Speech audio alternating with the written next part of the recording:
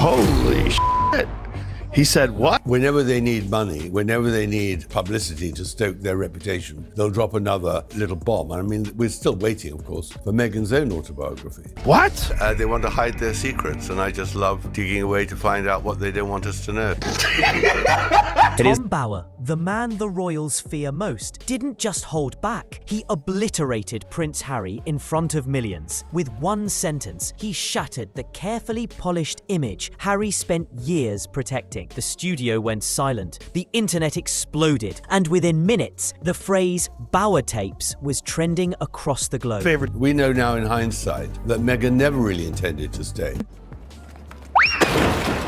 For years, Harry has crafted his story. The misunderstood prince, the man escaping royal control, the victim of a ruthless press. But in that moment, on live television, Tom Bower flipped the script completely. What he revealed wasn't rumor or speculation. It was real, raw, and backed by something Harry never expected to surface: his own voice. He was to be a star in California, and Harry's friends were excluded from the guest list in the evening from the dinner. Again, I have to be careful what I say, but that I won't be able to show, my children my homeland. Because this time, it wasn't a tabloid twisting words or an insider leaking half-truths. It was Harry, unfiltered, unedited, and exposed in a way that left even his biggest supporters speechless. And the craziest part? This wasn't an accident. Bower knew exactly what he was doing, and the fallout that followed was unlike anything the Sussexes had ever faced. But what did those tapes actually reveal? And why did one interview send Harry's entire empire into panic mode? Let's break it down. I think that it's just Harry, being a simple soul, has easily changed. Living with Meghan is very different than living with Kate and William. Meghan has a completely different attitude, so I think we're now seeing a different Harry. For years, Prince Harry has lived inside a perfectly managed storyline, one that painted him as a rebel with purpose, a man breaking free from the royal machine to live his truth. Every documentary, podcast, and TV appearance felt like another chapter in that same redemption arc. Have you ever seen that video? No. Pull that video up, because it's one of my favorites. What I discovered was, of course, that she was hunting for a man in England from 2013 onwards, when her marriage had crashed and she couldn't find anyone in Canada at the time. And she wanted wealth and she wanted fame. And she targeted, there's no doubt, she targeted Harry. It's the biggest piece of dog The damaged prince, rebuilding his life, healing from trauma, finally speaking out against the system that broke him. And it worked for a while. The world bought into it. The vulnerability, the emotion, the idea that Harry was rewriting history on his own terms. Every carefully placed camera angle, every teary-eyed interview, every exclusive felt choreographed to protect that image. He wasn't just telling his story, he was controlling it. Which I'm sure she is penning. She is a good writer, and it'll be filled with vitriol and filled with lies. I mean, she will not tell the truth because she wants sensational headlines. But the thing about control, it only works when no one else has the receipts. And when Tom Bower appeared on live TV, holding what he called the real version of Harry, that illusion started to crumble in real time. Because behind the documentaries, behind the glossy interviews, and behind that curated California calm was a completely different Harry. That is the ultimate weapon she can deploy. Why are we still here?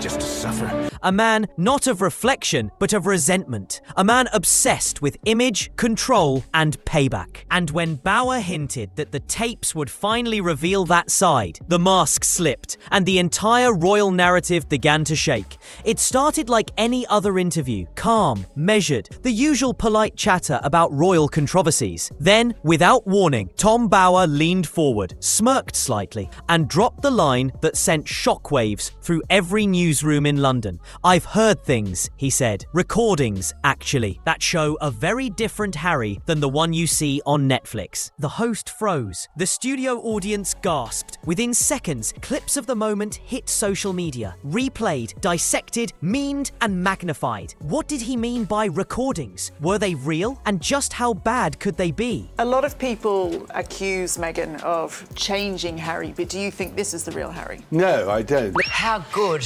how embarrassing. But Bower wasn't bluffing. His tone was too confident, too precise. He wasn't speculating, he was announcing. And when he followed it up with, "Let's just say the tapes speak for themselves," it was game over. By the time the segment ended, headlines were already spinning out of control. Bauer exposes Harry. Royal tapes leak. Prince panics behind the scenes. It didn't matter that no one had heard the full recordings yet. The damage was done. For years, Harry's narrative was protected by a team of PR experts who micromanaged every public I word. think Meghan encouraged the vengeance. Meghan encouraged the anger and the hatred and seeing enemies and paranoia. But Bauer just did what none of them could stop. He took control of Harry's story live and ripped it right out of his hands. And what those tapes allegedly revealed was worse than anyone imagined. When the details of those recordings began to surface, the internet went into full meltdown. These weren't edited clips or recycled sound bites. They were said to be raw conversations, the kind Harry never meant for the public to hear. And the voice on those tapes, it wasn't calm or reflective. It was sharp, arrogant, bitter. According to insiders who've listened, Harry sounded less like a wounded prince searching for peace and more like a man obsessed with control, complaining about coverage, mocking critics, even taking quiet jabs at his own family. What on earth did Meghan see in that then? She saw someone who's needy. She saw Right. somebody She who could fix. who Yeah. she could use and who could serve her purposes. And to be fair, I think Harry saw the same in her. What? One alleged moment left listeners stunned. Harry reportedly joked about how easy it was to sway public sympathy, laughing about interviews and brand deals that turned his pain into profit. Another clip supposedly caught him venting about royal staffers and calling them ungrateful for questioning him. For a man who built his reputation on compassion and honesty, it was the exact opposite of what his fans expected to hear. What made it worse was how real it all sounded. There was no dramatic background, no scripted emotion, just Harry, unfiltered and unaware he'd ever be exposed.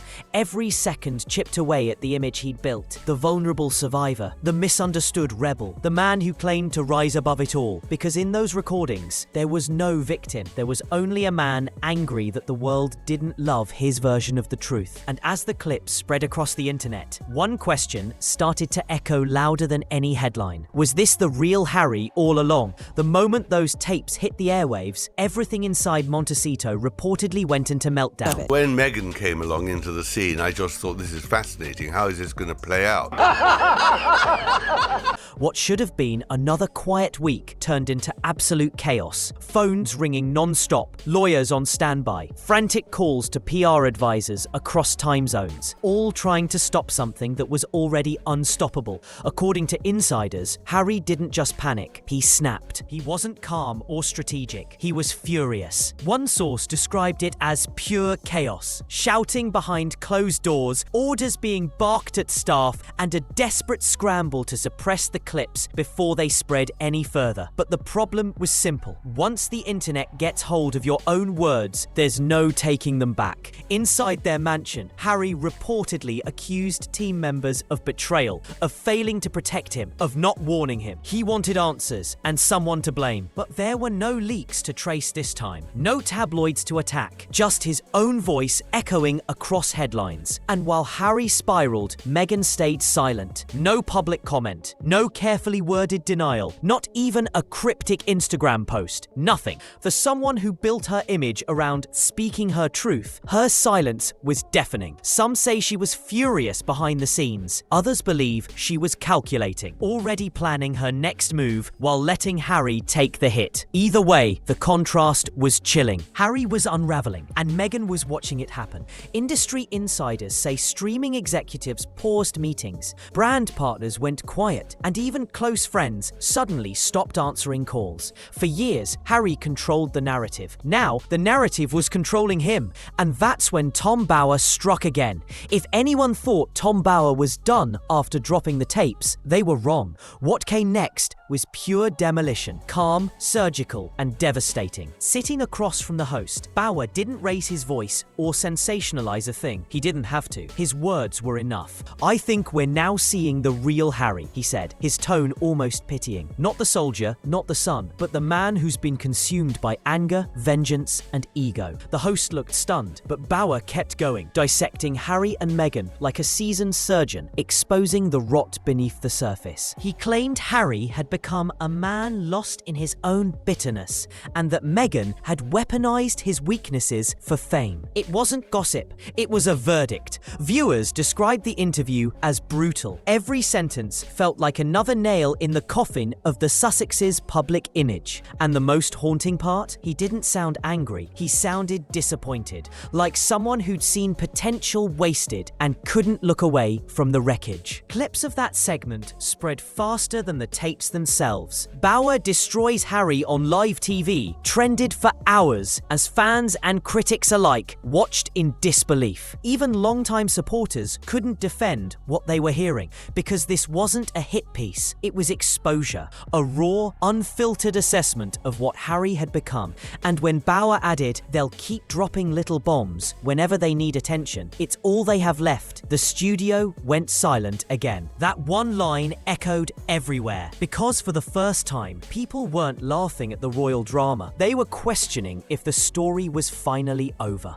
In the days that followed, the fallout spread far beyond the palace walls. Hollywood, once eager to work with the Sussexes, suddenly went silent. Meetings were postponed, projects reconsidered, and calls quietly stopped coming. No one wanted to be linked to a brand that had just imploded. For Harry, it wasn't just about bad press anymore. It was about credibility. Years of image building vanished in days, replaced by doubt and distrust. Even allies who once defended him publicly began to disappear, avoiding the storm altogether. Meanwhile, Meghan moved differently. No statements, no defenses, just distance. Whispers began swirling that her team was already shifting gears, pitching new projects that didn't include Harry's name at all. It wasn't a breakup, at least not publicly, but it looked like the start of one. The message was clear. The world had finally stopped buying the fairy tale. So now, the question isn't whether Harry and Meghan can recover, it's whether they even want to. After the tapes, the silence, and Bauer's takedown, their image may never be the same again. What started as a fight for freedom has turned into a fight for relevance, and it's one they might already be losing. But here's the real twist. Those recordings, they might not even be the last. Some insiders claim there's more still waiting to drop, and if that's true, this scandal is only getting started. Let me know what you think. Did Tom Bauer go too far, or did he finally expose the truth? If you made it this far, you know things are just heating up. So make sure to hit subscribe, turn on notifications, and drop your thoughts in the comments. Do you think Harry and Meghan can bounce back from this, or is this the beginning of the end?